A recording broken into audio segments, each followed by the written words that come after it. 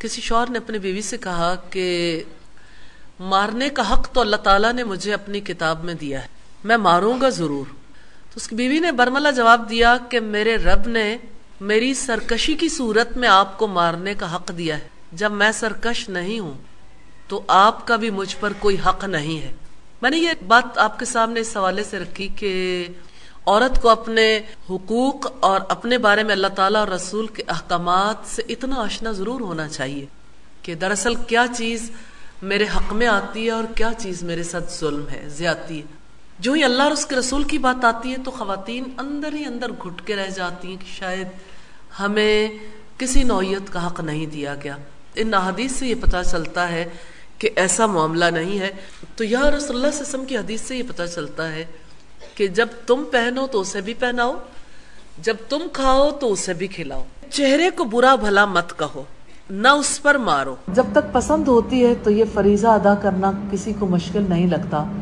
جب عورت دل سے اتر جاتی ہے اس وقت اس کو نفقہ دینا بھی گوارا نہیں ہوتا، اس سے اچھا بولنا بھی ممکن نہیں رہتا، اس کی عزت اور احترام کا خیال کرنا بھی ضروری خیال نہیں کیا جاتا۔ خطبہ حجۃ الوداع کے موقع پر نبی صلی اللہ علیہ وسلم نے فرمایا،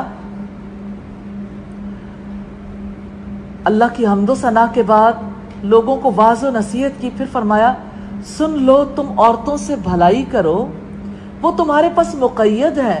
تم سوائے اس کے ان کے کسی چیز کے مالک نہیں ہو مگر یہ کہ واضح اور کھلی بے حیائی کریں۔